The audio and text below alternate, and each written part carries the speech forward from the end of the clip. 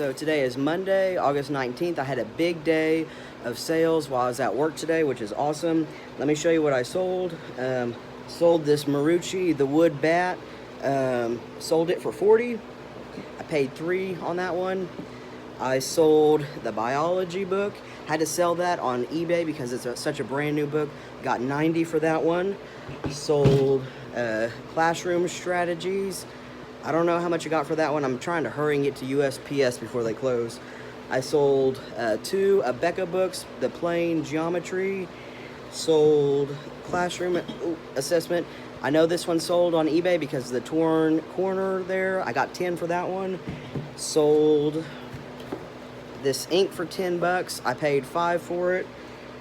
And last but not least, I'm an earn salesman now. This sold for $40.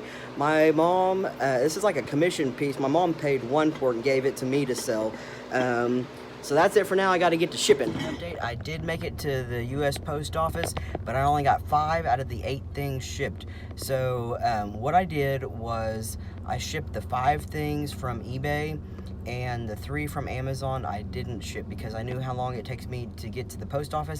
I had 3 full loads to carry into the post office, and they don't like you to get there right at 5:30 when they close. So being like, basically when you're selling on a platform, if you're new to reselling, this is a flip tip. eBay evaluates your performance, and my performance right now is above standard, I think, but they track exactly to this single digit, or to the 10th of a digit, I guess, your late shipping rate. And so right now mine is 4% because what's happening is I do 1 day shipping and handling. I would get the, okay, let's say somebody bought something on a Monday. I might on Tuesday purchase the shipping for it and get it all packaged up and maybe not get it dropped off by Wednesday. And I thought because I'd purchased the shipping for it that counted, but it actually has to be scanned in at the post office by the following day. So same day shipping, you have to have it at the post office by that day. And most people that do same day shipping have a cutoff like 2 p.m. their time or something for them to be able to get it to the post office.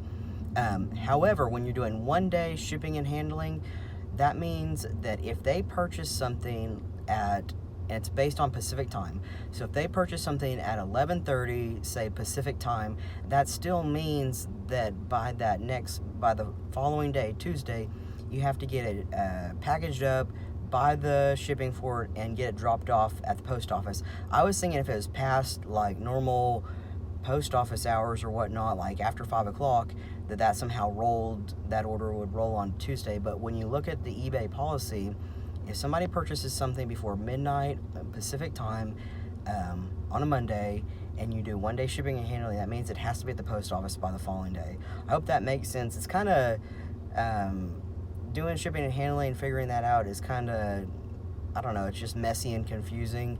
But just looking at my number of late shipping rate, I've really been honed in on trying to get that down because having a really good reputation on eBay is important. A lot of people are concerned about their feedback and everything, which I am too, but I'm looking at getting that late shipping rate down. And so my post office doesn't open until 9 in the morning, so I usually try to go to work and get off in time to get home and ship things. Today was both like a good and bad thing. I had so much to ship, I had a hard time getting it all wrapped up and everything into the post office because I had something come through like at 10:30 or 11:30 last night. And so theoretically, 1 day shipping and handling that had to be at the post office and shipped out by today. Okay, so now the the Amazon sales, those just came through today. I actually don't know what my shipping and handling is on there, but I know it's not same day. And so I had to make a decision, like a time management decision. I decided to forego getting those 3 books to the post office by today because I knew that I could get them packaged up in a more relaxed manner tonight, and then either do the USPS package pickup at my house for those 3 things or try to get them to the post office tomorrow.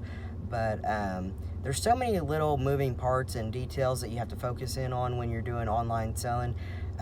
It seems like an easy way to make money, and to a degree it is because you just go see something for really low price and think, hey, I can resell that. But if you're selling on an online platform, there's a lot of rules that you got to know, and a lot of times you don't find them out until just trial and error. So hopefully this helps. This has been Resale Rafa. It is unbelievably hot here in Broken Arrow, Oklahoma. If you're watching my channel and you're not from Oklahoma, it's near Tulsa. That's the biggest city. We're basically the same city almost.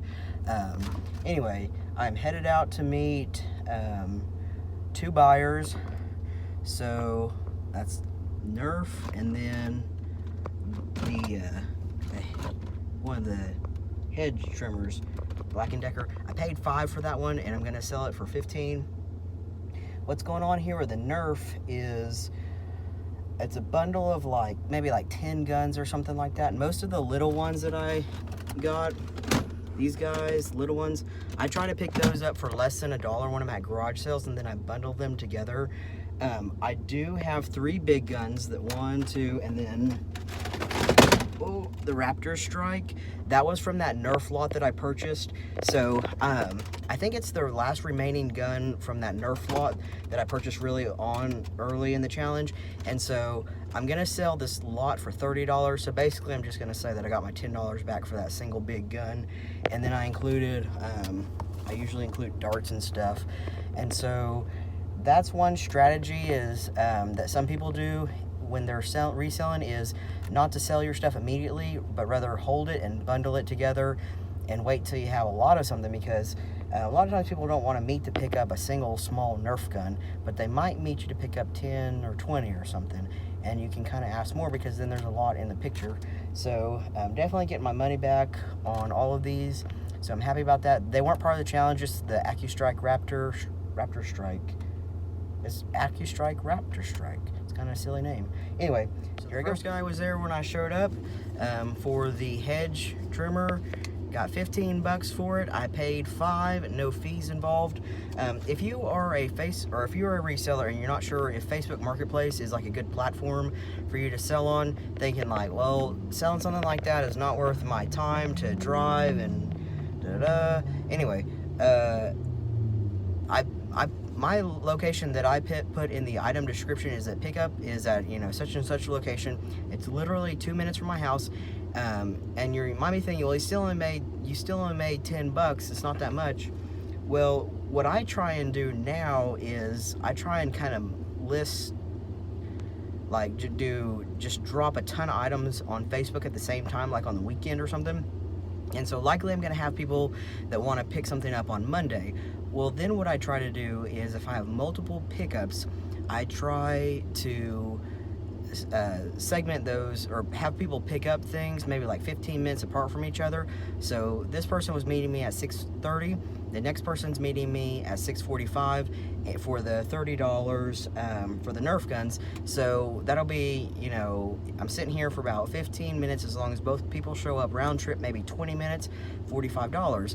And so when you put it like that, it's a lot better strategy because you're not just driving, somewhere for $10.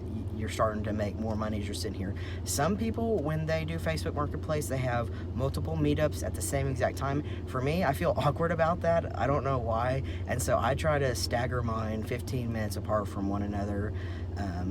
But yeah, that's just an idea for you. My meetup place is Quick Trip, but Come and Go actually has the better coolies, like the Slurpees. Nerf lot buyer showed up early, and so in 10 minutes, here's my $30 from the Nerf. In 10 minutes, made $45, which I'm super happy about. Sometimes people ask me why I'm selling this stuff, and he asked me why I'm getting rid of these, and I never know quite what to say. I mean, it's hard to say, well, I started with $1, I'm trying to make like 50,000 this year, or 100, million at some point. No, I don't know. That was a joke. I mean, maybe. But anyway, so if anybody has any good ideas what I should say, I just said I collect them and then I resell them, which is more or less what I do. But yeah, so somebody asked me once why I was selling a pair of like size 12 or 13 shoes, and I lied and said it was my dad's, which that's not true at all, because I'm like 5 foot pretty much. He's like, those definitely aren't yours. I was like, nope. Yeah, so that's definitely, I got to get my story figured out on what I'm going to say when people ask me that, because people sometimes want to know. And I test all my stuff, and except for like, I think that radio that I had from the car, I don't know how to test that, but I mean, the majority of my stuff I test and it's in good condition. So, yep.